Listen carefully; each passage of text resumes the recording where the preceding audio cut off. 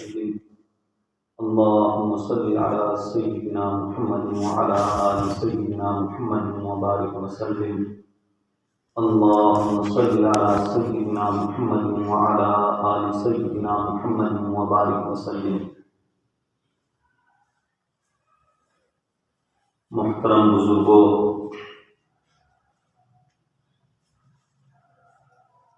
اللہ تبارک و تعالیٰ نے انسان کو دو چیزوں سے پیدا کیا ہے، یعنی انسان کو اگر دیکھیں، غور کریں تو یہ دو چیزوں کا مجموعہ ہے، ایک جسم ہے اور ایک روح۔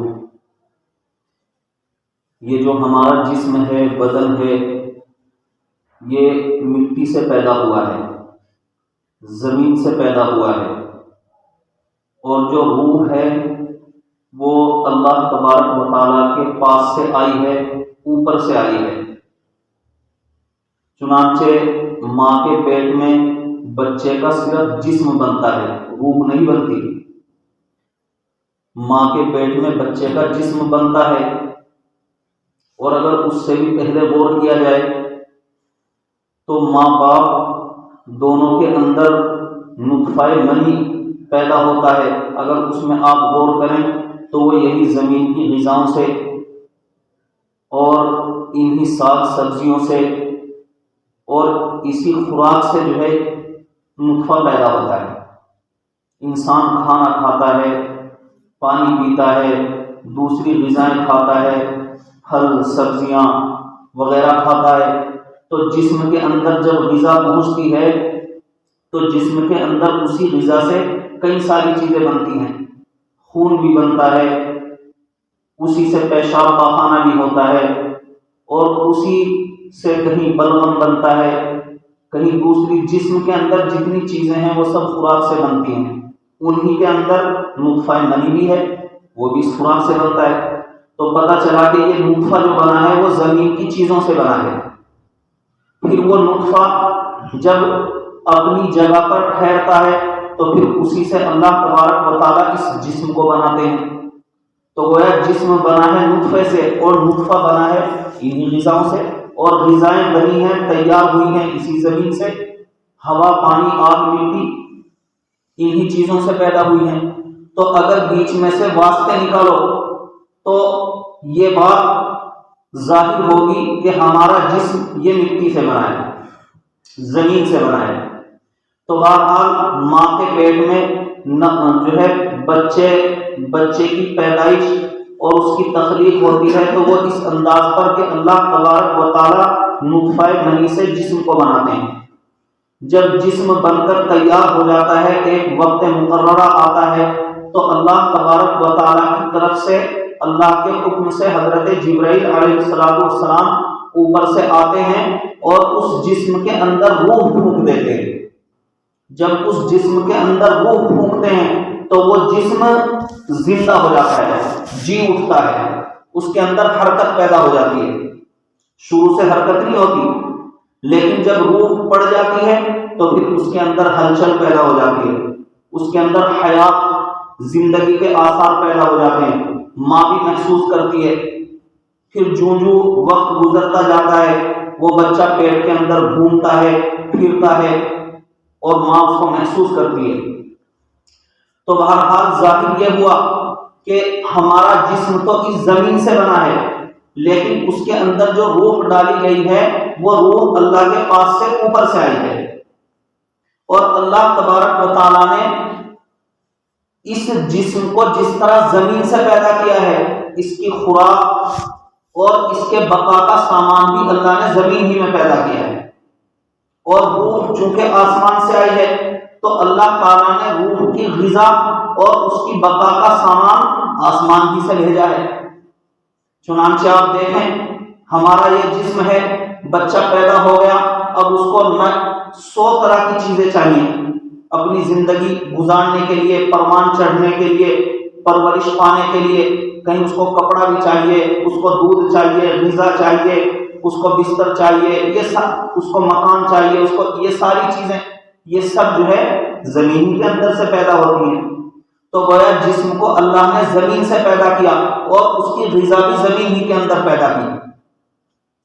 تو ہمارا جو جسم ہے، اس کی بقا کا ہر سامان آپ دیکھیں گے تو وہ کہاں سے حاصل ہو رہا ہے؟ زمین سے حاصل ہو رہا ہے۔ اور اللہ تبارک و تعالیٰ نے جو روح بنائی، تو روح کو چونکہ اوپر سے بھیجا ہے، اوپر سے آئی ہے، تو اللہ تعالیٰ نے اس کی غذا اور اس کی بقا کا سامان بھی اللہ نے اوپر ہی سے بھیجا ہے۔ اور وہ کیا ہے؟ وہ ہے وحی الہی، وہ ہے اللہ تبارک و تعالیٰ کی عبادات، اللہ کا ذکر و اذکار، قرآن کی تلاوت، یہ طاعات، یہ اعمال صالحہ، یہ سب جو ہے روح کی غذا ہے اور روح کی بقا اور ترقی کا سامان ہے۔ یہ سب اوپر سے آیا ہے۔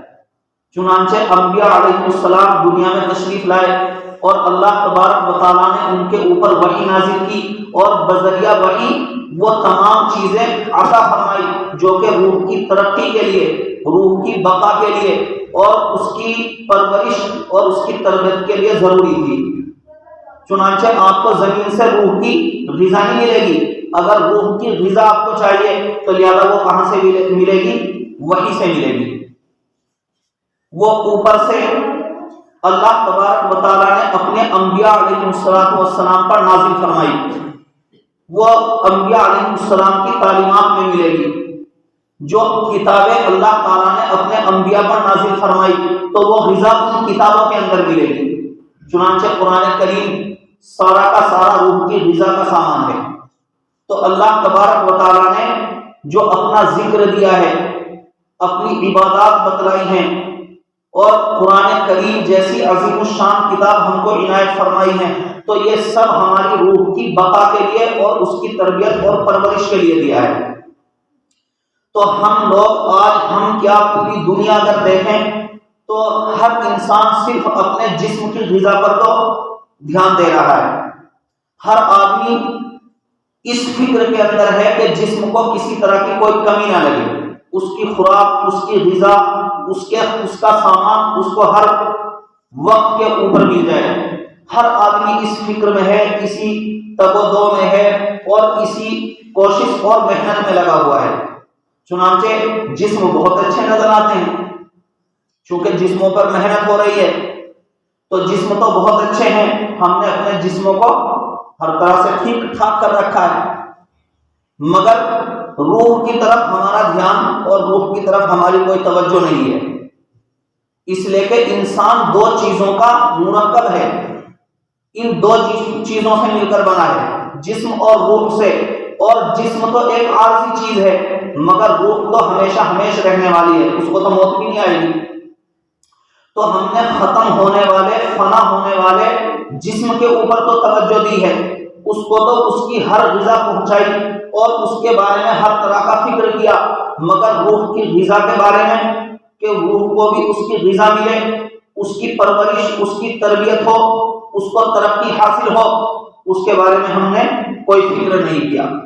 تو آج پوری دنیا کا عموماً سب کا حال یہی ہے کہ ہم لوگ اپنے جسم کے اوپر تو توجہ دے رہے ہیں، جسم کی غذا پر بھی توجہ ہے، مگر روح اور روح کی غذا کی طرف کوئی توجہ نہیں ہے۔ حالانکہ جس طرح سے جسم کو اگر اس کی خوراک نہ ملے تو جسم کمزور پڑ جاتا ہے، اگر ایک آدھ دن آپ کھانا نہ کھائیں تو جسم کمزور ہو جائے گا، لاغر ہو جائے گا، آدمی کے لیے بستر سے اٹھنا مشکل ہو جائے گا، تو آدمی کو کھڑے ہوتے ہوئے چکر آئیں گے۔ تو اگر دیکھو غذا نہ ملے جسم کو تو جسم کمزور ہو جاتا ہے، تو اگر روح کو غذا نہ ملے، اور ہم دیکھ رہے ہیں کہ برسہ برس سالہ سال ہو گئے روح کی طرف کوئی توجہ ہی نہیں۔ بھائی بہت سے ہمارے مسلمان بھائی نمازیں نہیں پڑھ رہے ہیں، روزے زکوٰۃ ان کے زندگی میں دین نہیں ہے، قرآن نہیں ہے، دین والوں سے اور دینداروں سے کوئی ملنا جلنا نہیں ہے، ان کی صحبت میں ان کے پاس آنا نہیں ہے، تو ظاہر بات ہے کہ ان کی روح کا کیا حال ہو رہا ہوگا۔ تو اگر روح کی غذا کی طرف توجہ نہ دی تو روح بھی تو مر جاتی ہے، روح بھی مر جاتی ہے، کمزور ہو جاتی ہے، لاغر اور نحیف ہو جاتی ہے، چنانچہ پھر آدمی کا قدم مسجد کی طرف نہیں اٹھ پاتا۔ مسجد کے لیے جانا، نماز کے لیے چلنا اس کے لیے کتنا بھاری کام ہوتا ہے۔ وجہ یہ ہے کہ روح بالکل کمزور ہو چکی ہے۔ جب اس کو اس کی غذا نہیں مل رہی ہے، اس کی خوراک اس کو نہیں مل رہی ہے، تو ہم نے روح کو کتنا کمزور کر دیا ہے کہ اگر نماز کے لیے کہا جائے تو آدمی سینکڑوں بہانے بناتا ہے۔ اس کو اللہ کے راستے میں کچھ خرچ کرنے کے لیے کہا جائے تو ایک پیسہ دیتے ہوئے جان نکلتی ہے، اور دنیا کے کاموں میں، فضولیات میں، خرافات میں آدمی نہ جانے کتنے اڑا دیتا ہے۔ وہاں خرچ کرتے ہوئے کوئی دقت نہیں ہوتی ہے۔ تو وجہ کیا ہے کہ روح کی طرف ہم نے توجہ نہیں دی، روح پر محنت نہیں کی، تو ہماری روح نہایت کمزور ہو گئی ہے، اس کو اس کی غذا نہیں مل پا رہی ہے۔ اگر اس روح کا اب علاج کیا جائے، اور دیکھو جب تک کمزوری ایک حد تک رہتی ہے تو تب تک تو جو ہے وہ خوراک سے بھی قابو میں آ جاتی ہے اور آدمی اس کا علاج کر لیتا ہے۔ لیکن اگر بہت زیادہ کمزوری ہو جائے، جسم ہی کا حال لے لیں آپ، اس سے بات سمجھ میں آ جائے گی کہ اگر آدمی جسم کو 1-2 دن نہ خوراک دے تو چلو دوبارہ پھر کھانا شروع کر دے تو پھر آدمی کھڑا ہو جائے گا، طاقت آ جائے گی۔ لیکن اگر کسی آدمی نے بہت زیادہ دنوں تک جسم سے بے توجہی برتی ہے اور اب وہ اتنا لاغر اور کمزور ہو گیا، بالکل ہڈیوں کا ڈھانچہ ہو گیا اور چارپائی سے لگ گیا، تو ظاہر بات ہے خالی جو ہے غذا سے کام نہیں چلے گا، اب دوا کی ضرورت پڑے گی، اب اس کو جسم کا علاج بھی کرانا پڑے گا۔ تو یہی حال ہے کہ اگر بہت زیادہ دنوں تک روح کی طرف سے بے توجہی برتی گئی اور روح اتنی کمزور ہو چکی، اتنی دب چکی، اتنی کمزور اور لاغر ہو چکی کہ اس کے اندر کوئی جان ہی نہیں رہی ہے، تو لہذا اب خالی غذا سے کام نہیں چلے گا، اس کا علاج کرانا پڑے گا۔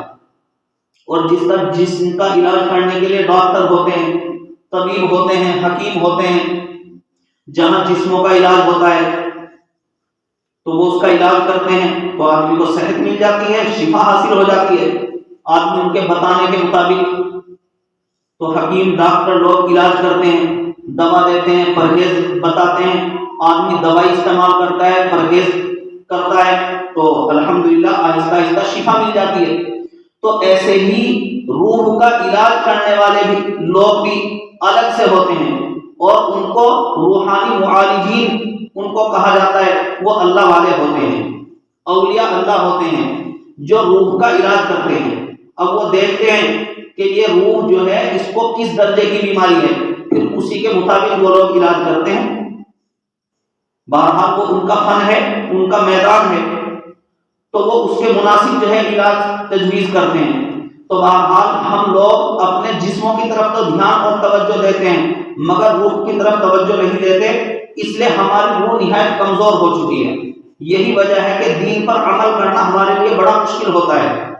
اگر روح کو صحیح معنی میں اس کی غذا ملتی اور اس کی خوراک ملتی، اس کے اندر طاقت ہوتی، تو پھر نماز کے لیے قدم اٹھانے میں کوئی دشواری پیش نہ آتی، دین کے حکم پر عمل کرنے میں پھر کوئی پریشانی نہ ہوتی، پھر اللہ کا حکم، نبی رسول صلی اللہ علیہ وسلم کی سنت پر عمل کرنے میں آدمی کو لطف آتا، مزہ آتا۔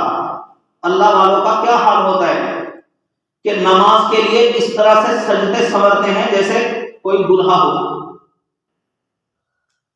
تو ان کا یہ حال کیوں ہوتا ہے؟ ان کو پہلے سے انتظار ہوتا ہے کہ اللہ کی ملاقات کا وقت آ رہا ہے، پہلے سے انتظار میں ہوتے ہیں کہ کب نماز کا وقت ہو، کب اذان ہو، کب مسجد میں جائیں، اور کب تہجد کا وقت ہو تو تہجد کے لیے وہ جو ہے پہلے سے انتظار کرتے ہیں، اس لیے کہ روح ان کی جو ہے طاقتور ہے، اس روح کو صحیح غذا ملی ہے تو لہذا روح اپنا کام کرتی ہے۔ تو یہ جو تصوف ہے، اللہ والے جو ہوتے ہیں وہ یہی تو کرتے ہیں کہ روح کو اس کی غذا بتاتے ہیں، تسبیحات بتاتے ہیں، ذکر و اذکار بتاتے ہیں، تلاوت کلام اللہ کی تلقین کرتے ہیں، نمازوں کی پابندی کا حکم کرتے ہیں۔ تو جب آدمی ایک عرصے تک ان اعمال کے اوپر پابندی کرتا ہے اور ان تمام کاموں کو آدمی پابندی کے ساتھ انجام دیتا ہے تو کرتے کرتے کرتے کرتے روح ایسی طاقتور ہو جاتی ہے، ایسی طاقتور ہو جاتی ہے کہ پھر جو ہے دین کے اوپر عمل کرنا اس کے لیے کوئی مشکل نہیں رہتا. پھر آدمی اپنے شوق سے نماز پڑھتا ہے. ہماری نمازیں تو زبردستی کی ہے، لیکن جب روح کے اندر وہ طاقت آ جاتی ہے، وہ جلا پیدا ہو جاتی ہے، نفس کی صفائی ہو جاتی ہے، تزکیہ ہو جاتا ہے، تو پھر آدمی نماز پڑھنے میں اس کو مزہ آتا ہے. پھر آدمی اپنے شوق سے نمازیں پڑھتا ہے، اپنے شوق سے پھر وہ روزے رکھتا ہے، اور پھر جو ہے وہ اللہ کی عبادت سے صحیح معنی میں لطف حاصل کرتا ہے اور اس کو مزہ آتا ہے. تو میرے محترم بزرگوں اور دوستوں، ہمیں چاہیے کہ ہم روح کی غذا کی طرف بھی توجہ دیں. اللہ تعالیٰ نے روح کی غذا آسمان سے اتاری ہے، چنانچہ یہ قرآن ہمارے لیے روح کی غذا کا سامان ہے. قرآن کریم میں اللہ تعالیٰ نے جو احکام بیان فرمائے ہیں، ان احکام پر عمل کرنا یہ روح کی غذا ہے. آپ صلی اللہ علیہ وسلم کی جو سنتیں احادیث میں ہیں، ان کے اوپر عمل کرنا یہ روح کی غذا ہے. چنانچہ اللہ تعالیٰ نے قرآن کریم کے اندر فرمایا وَلَذِكْرُ اللَّهِ أَكْبَرُ، اللہ کا ذکر سب سے بڑی چیز ہے، سب سے بڑی غذا ہے. یعنی روح کے لیے سب سے بڑی غذا فرمایا ہے اللہ کا ذکر ہے. تو اللہ کا ذکر، اللہ کی یاد، یہ سب سے بڑی روح کی غذا ہے.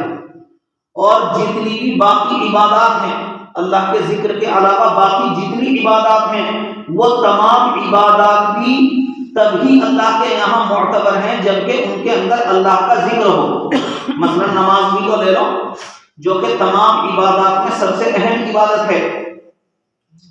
تو نماز بھی وہ نماز اللہ کے یہاں مقبول اور معتبر ہوگی جس کے اندر اللہ کا ذکر ہوگا، اللہ کی یاد ہوگی، دھیان ہوگا، اللہ کا استحضار ہوگا.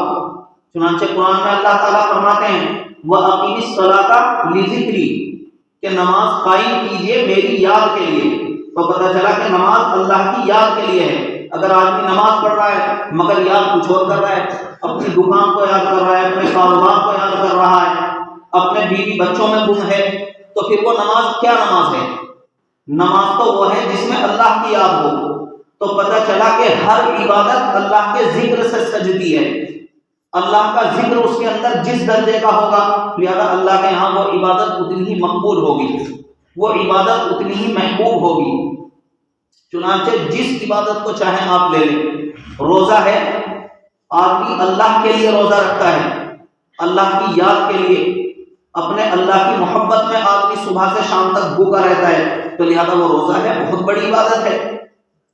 لیکن اگر کوئی آدمی محض شوقیہ بھوکا رہ رہا ہو، بہت سے آدمی آج کل ہے نا کہ بھائی ایک وقت کھا لیا، تو بعض مرتبہ جو ہے بہت سے لوگوں کو دیکھا ہے کہ وہ دو وقت جو ہے فاقہ کرتے ہیں، شوقیہ کرتے ہیں، پیٹ گھٹانے کے لیے، چربی کم کرنے کے لیے، یا بیماری ہے اس طرح کی کوئی تو فاقہ کرتے ہیں. تو خالی یہ فاقہ کرنا یہ تھوڑا ہی عبادت ہو جائے گا، چونکہ یہ مقصد جو ان کا ہے اللہ کی یاد کے لیے تھوڑا ہی ہے، اللہ کو خوش کرنے کے لیے تھوڑا ہی بھوکا رہنا ہے. محض اپنا پیٹ گھٹانے کے لیے، اپنی بیماریاں دور کرنے کے لیے بھوکے رہے ہیں، تو لہذا اس پر کوئی اجر نہیں ہے، کوئی ثواب نہیں ہے. حالانکہ یہ بھی صبح سے شام تک بھوکے ہیں، دوپہر کا کھانا نہیں کھایا، لیکن پھر بھی کوئی اجر و ثواب نہیں. اور ادھر جو آدمی روزے دار ہے اس کے لیے کتنا بڑا اجر و ثواب ہے. اللہ تعالیٰ فرماتے ہیں کہ روزہ اس نے میرے لیے رکھا ہے، لہذا میں ہی اس کو اپنے بذات خود میں اس کو اجر و ثواب دوں گا، اپنی شان نوازوں گا. تو بہرحال پتہ یہ چلا کہ اگر روزے میں اللہ کی یاد ہے تو روزہ مقبول ہے، محبوب ہے، ورنہ تو اس کا کوئی اعتبار نہیں ہے. جتنی عبادات ہیں سب اسی طرح لے لو. کوئی آدمی قربانی کر رہا ہے مگر محض دکھلاوے کے لیے بہت مہنگا جانور خریدا ہے اور باقاعدہ اس کی نمائش کی ہے، پورے محلے میں گھمایا ہے جانور کو اور اپنا شہرہ کیا، میں نے اتنے قیمت کا جانور خریدا، اتنا اچھا جانور خریدا، پورے شہر میں کسی کا ایسا جانور نہیں. تو اگر محض ریاکاری اور دکھلاوے کے لیے وہ قربانی کر رہا ہے تو اس پر کوئی اجر و ثواب ملے گا؟ بلکہ علماء نے لکھا ہے کہ اگر 7 حصوں میں ایک آدمی کی بھی نیت غلط ہے تو 7 کی قربانی نہیں ہوگی، کیونکہ جب ایک کی قربانی نہیں ہوئی تو کسی کی بھی قربانی نہیں ہوگی. اس لیے نیت کا صحیح کرنا کتنا اہم ہے اور کتنا ضروری ہے. کہ آدمی اپنی نیت صحیح کرے کہ محض اللہ کی رضا کے لیے، اللہ کی خوشنودی کے لیے میں یہ عمل کر رہا ہوں، تو پھر اللہ تعالیٰ فرماتے ہیں کہ اس کے اوپر بہت بڑا اجر ہے۔ کتنا بڑا اجر فرمایا کہ جانور کے جسم پر جتنے بال ہیں ہر بال کے بدلے میں اس کو نیکیاں ملتی ہیں۔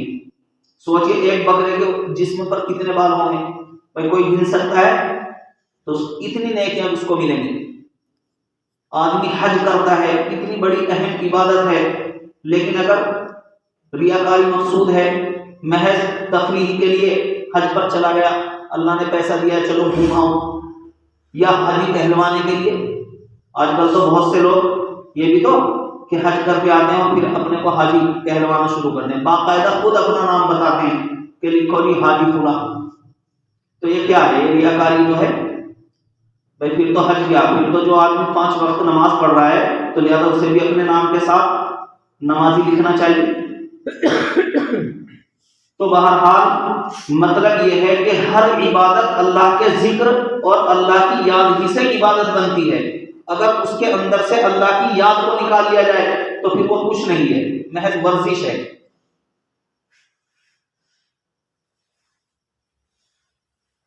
تو اللہ تبارک و تعالیٰ نے روح کی غذا کا سامان ہمیں جو عنایت فرمایا ہے، اس میں سب سے بڑی غذا جو ہے وہ اللہ کا ذکر ہے۔ وَلَا ذِكْرُ اللَّهِ أَكْبَرُ، اللہ کا ذکر سب سے بڑی چیز ہے، تمام عبادات کا مغز ہے، روح ہے۔ اگر دوسری عبادات میں سے اس کو نکال لیا جائے تو پھر کچھ نہیں بچتا ہے۔ تو اس سے ہی اندازہ لگا لیجئے کہ اللہ کا ذکر کتنی بڑی چیز ہے، اور اللہ تبارک و تعالیٰ کو اپنا ذکر اتنا پسند ہے کہ اس کے اوپر بہت زیادہ اللہ نے وعدے فرمائے ہیں۔ وَالذَّاكِرِينَ اللَّهَ كَثِيرًا وَالذَّاكِرَاتِ أَعَدَّ اللَّهُ لَهُمْ مَغْفِرَةً وَأَجْرًا عَظِيمًا۔ اللہ کا بہت زیادہ ذکر کرنے والے مرد اور اللہ کا بہت زیادہ ذکر کرنے والی عورتیں، ان کے لیے اللہ تبارک و تعالیٰ نے مغفرت کا اور اجر عظیم کا وعدہ فرمایا ہے۔ مغفرت کا، سب سے بڑی ضرورت تو ہماری مغفرت ہے۔ ہر انسان کے لیے سب سے پہلی اگر ضرورت ہے اس کے لیے، اس کی نجات کے لیے، تو مغفرت ہے۔ تو اللہ تعالیٰ اپنے ذکر کرنے والوں کے لیے مغفرت کا وعدہ فرما رہے ہیں، اور اجر عظیم، مزید اجر عظیم ہے، اجر ہے، اور وہ اجر بھی چھوٹا موٹا نہیں ہے، عظیم، بہت بڑا۔ اور جس کو اللہ خود بڑا کہہ رہے ہیں تو وہ کتنا بڑا ہوگا؟ ہمارے اعتبار سے تو بڑا بھی کتنا بڑا ہوگا بھائی، ہم یہ کہہ دیتے ہیں کہ پہاڑ جتنا، چونکہ ہم تو اپنے اعتبار سے کہہ رہے ہیں نا بڑا، تو ہمارے نزدیک تو پہاڑ بھی بہت بڑا، لیکن اللہ کتنے بڑے ہیں تو وہ خود اس اجر کو عظیم کہہ رہے ہیں، تو اپنی شان عظیم کہہ رہے ہیں، تو کتنا بڑا اجر ہوگا۔ تو وہاں اللہ کا ذکر کرنا یہ روح کی غذا ہے، روح کے اندر اس سے صفائی پیدا ہوتی ہے، روح کے کا تزکیہ ہوتا ہے، روح کے اندر جان پڑتی ہے، اور روح کے اندر ترقی ہوتی ہے، روح کے اندر طاقت پیدا ہوتی ہے۔ تو اس لیے ہمیں چاہیے کہ ہمیں اللہ کا ذکر کرنا چاہیے، اور ذکر کے لیے 24 گھنٹے میں کوئی ایک وقت نکالنا چاہیے، جہاں ہم اپنے جسم کی غذا کے لیے 24 گھنٹے بھاگ دوڑ کر رہے ہیں، تو روح کی غذا کے لیے بھی تو کچھ وقت دینا چاہیے، اس کے لیے بھی تو کچھ فکر کرنی چاہیے۔ تو اگر ہم 5 منٹ یا 10 منٹ بیٹھ کر اللہ کو یاد کریں، اللہ کا ذکر کریں، تو سوچئے کہ کتنا بڑا فائدہ ہے۔ اللہ کے ذکر میں دنیا کی بھی برکتیں ہیں، آخرت کی بھی برکتیں ہیں۔ انسان کی شخصیت بدل جاتی ہے اللہ کے ذکر سے، اور ذکر کی 2 قسمیں ہیں، 2 طرح ذکر کر سکتے ہیں آپ۔ ذکر کی 2 قسمیں ہیں، ایک تو ہے زبان سے ذکر کرنا، زبان سے کسی کا تذکرہ کرنا، زبان سے اس کو یاد کرنا، تو یہ ذکر لسانی کہلاتا ہے۔ اور ایک ہے دل میں کسی کو یاد کرنا، کسی کو دل میں یاد کرنا۔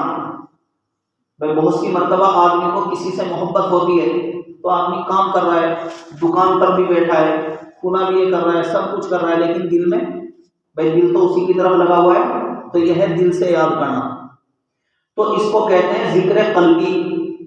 ذکر قلبی، تو ایک ہے ذکر لسانی اور ایک ہے ذکر قلبی۔ چنانچہ جو بزرگان دین ہیں، جو تصوف کے سلسلے ہیں، ان کے اندر بعض سلسلے تو وہ ہیں جن کے اندر ذکر لسانی کیا جاتا ہے، زبان سے ذکر کیا جاتا ہے، چنانچہ آواز سے ذکر کرتے ہیں تسبیح لے کر، لا الہ الا اللہ، لا الہ الا اللہ، الا اللہ الا اللہ، اللہ اللہ اللہ، تو یہ ذکر لسانی ہے۔ اور بعض مشائخ اور سلاسل تصوف ایسے ہیں جن کے اندر دل میں ذکر کیا جاتا ہے، ذکر قلبی، اس کو مراقبہ کہتے ہیں۔ خالی بس باوضو بیٹھ گئے، گردن جھکا لی، دل کی طرف متوجہ ہو گئے اور بس یہ تصور کر رکھا ہے کہ اللہ سے اپنا تعلق جوڑ دیا، تو یہ ہے ذکر قلبی، جس کو مراقبہ بھی کہتے ہیں۔ اور حضرت شیخ زکریا رحمہ اللہ نے لکھا ہے فضائل اعمال کے اندر کہ ان دونوں میں جو افضل ذکر ہے وہ ذکر قلبی ہے، جو افضل ذکر ہے وہ ذکر قلبی ہے، حتیٰ کہ 70 گنا افضل ہے ذکر قلبی۔ تو اگر دیکھیں دین کتنا آسان ہے، چلو ذکر لسانی کے لیے تو آپ کو وقت بھی نکالنا پڑے گا، کہیں بیٹھنا پڑے گا، تسبیح لینی پڑے گی، زبان سے بھی آواز نکالنی پڑے گی، لیکن اگر آپ ذکر قلبی کریں، آپ کچھ بھی کر رہے ہیں، بس اپنے اللہ کو سوچ رہے ہیں، اپنے اللہ کا دھیان دل میں ہے، تو کتنا پیارا ذکر ہے کہ اپنے اللہ کو سوچ رہے ہیں، دل میں استحضار ہے کہ میرا اللہ مجھے دیکھ رہا ہے، تو یہ تصور آپ کرو تو کتنا اچھا لگتا ہے انسان کو کہ میں اپنے اللہ کی نظر میں ہوں، میرا اللہ مجھے دیکھ رہا ہے۔ اور اللہ تعالیٰ نے خود قرآن میں کہا ہے الم یعلم بان اللہ یری، کہ کیا جانتے نہیں کہ بے شک اللہ دیکھتا ہے؟ تم تصور کرو یا نہ کرو، اللہ تو دیکھ رہا ہے، بس تمہارے تصور کرنے کی بات ہے۔ اب ظاہر بات ہے کہ جس کو یہ تصور حاصل ہو جائے کہ اللہ تعالیٰ دیکھ رہا ہے، پھر سوچے کہ اس کی زندگی کیسی ہوگی۔ بھائی کوئی گناہ کرے گا آدمی، جب پتا ہو میرے ابا دیکھ رہے ہیں، بھائی دنیا ہی کا حال یہ ہے کہ اگر کسی کو یوں پتا ہو کہ میرے ابا دیکھ رہے ہیں، میرے گھر کا کوئی فرد مجھے دیکھ رہا ہے، تو وہ کوئی غلط حرکت کرے گا، کوئی گناہ کرے گا؟ نہیں کرتا ہے، محض دنیا والوں کے ڈر سے۔ حتیٰ کہ جو ہے کسی نے لکھ دیا کہ آپ کیمرے کی نظر میں ہیں، آج کل تو جو ہے یہ بھی بہت دیکھتے ہیں نا، لکھ دیا، حالانکہ کیمرہ ہے بھی، کیمرہ خراب ہو گیا، چل بھی نہیں رہا، لیکن خالی لکھا ہوا ہے نوٹ کہ آپ کیمرے کی نظر میں ہیں، تو اس کو دیکھ کر ہی انسان سمجھ جاتا ہے، بھائی سمجھ جاتا ہے نا کتنا احتیاط برتتا ہے۔ تو جس آدمی کو یہ استحضار ہو جائے کہ اللہ تعالیٰ مجھے دیکھ رہے ہیں، میں اللہ کی نظر میں ہوں، الم یعلم بان اللہ یری، اللہ تو خود فرما رہے ہیں کہ کیا تمہیں یقین نہیں ہے کہ بے شک اللہ دیکھ رہا ہے؟ تو جب انسان کو یہ استحضار ہو جاتا ہے اور یہ یقین حاصل ہو جاتا ہے، تو پھر اس کی زندگی کیسی ہوگی آپ خود سوچیے، کتنی اچھی زندگی اس کی گزرے گی۔ کیا وہ کوئی غلط قدم اٹھائے گا، زبان سے کوئی غلط لفظ بولے گا، کسی کا دل دکھائے گا، کوئی برا کام کرے گا؟ تو یہ ذکر قلبی کتنی اچھی چیز ہے اور کتنا آسان ہے، کتنا آسان ہے۔ اور بلکہ اگر غور کریں تو ذکر لسانی بھی تبھی اللہ کے یہاں مقبول ہے جبکہ دل بھی اس کے موافق ہو۔ یعنی ایک آدمی زبان سے تو ذکر کر رہا ہے لیکن دل کہیں اور ہے، ایسا بھی تو ہوتا ہے نا، آدمی بہت سی مرتبہ قرآن پڑھ رہا ہے، تلاوت کر رہا ہے اور دل کہیں اور ہے۔ تو اس کو علماء نے، صوفیاء نے لکھا ہے لقلقہ، کہ یہ ذکر اللہ نہیں ہے، یہ تو محض زبان کا لقلقہ ہے، یعنی بس خالی الا اللہ زبان سے کہہ رہا ہے، یا تسبیح گھوم رہی ہے، چل رہی ہے آٹومیٹک۔ بہت سے آدمیوں کو جو ہے ایسی مشق ہو جاتی ہے تسبیح کی کہ تسبیح چل رہی ہے اور باتیں بھی چل رہی ہیں ان کی، کوئی مل گیا راستے میں، اس سے باتیں بھی کر رہے ہیں اور تسبیح بھی چل رہی ہے۔ تو زبان اور دل اگر دونوں موافق ہیں تو ذکر لسانی بھی تبھی قابل قبول ہے، اللہ کے یہاں مقبول ہے۔ تو بہرحال دل میں استحضار ہونا یہ ہر عمل کے لیے شرط ہے، انما الاعمال بالنیات، حدیث شریف ہے کہ تمام اعمال کا دار و مدار نیت پر ہے۔ نیت کے معنی دل کا ارادہ، بھائی آپ کوئی کتنا بھی بڑا عمل کر لیں لیکن اگر نیت آپ کی اللہ کی رضا نہیں ہے تو تو کیسا بھی عمل ہو تو اس کا کوئی اعتبار نہیں ہے. تو بہرحال آپ زبان سے کہہ رہے ہیں، ذکر کر رہے ہیں، لیکن دل میں کوئی ارادہ، کوئی نیت، دل میں کوئی استحزان نہیں ہے، اللہ کا دھیان نہیں ہے، تو لہٰذا یہ بھی محض زبانی لقلقہ ہے. تو بہرحال یہ دو قسمیں ہیں، اور ان دونوں ہی کو مشائخ کے یہاں ان دونوں ہی پر عمل ہوتا ہے. چونکہ ہمارے مشائخ، ہمارے علاقے کے مشائخ سلسلہ قادریہ چشتیہ سے تعلق رکھتے ہیں. ہمارے استاد محترم، ہمارے محسن و کرم فرما حضرت مولانا نثار احمد صاحب رحمہ اللہ، اللہ ان کی قبر کو منور فرمائے، اللہ ان کو بہترین جزائے خیر عطا فرمائے ہم سب کی طرف سے. تو سلسلہ قادریہ چشتیہ سے منسلک تھے. چنانچہ حضرت کے یہاں ہم آتے تھے، دیکھا ہم نے تو ذکر لسانی ہوتا تھا، زبان سے ذکر ہوتا تھا. قرآن کریم کے اندر اس کا بھی حکم ہے اور اس کا بھی حکم ہے، دونوں سنت ہیں. تو بہرحال یہ ذکر لسانی ہے. تو ہمارے مشائخ اسی کی تسبیحات بتاتے ہیں. آدمی صبح شام ان تسبیحات پر اگر عمل کرے اور پابندی کرے تو پھر دیکھے زندگی کے اندر کس طرح بدلاؤ آتا ہے اور کیسے انقلاب آتا ہے. الحمدللہ بڑی خوشی ہوئی کہ آپ لوگوں نے اس کی فکر کی ہے.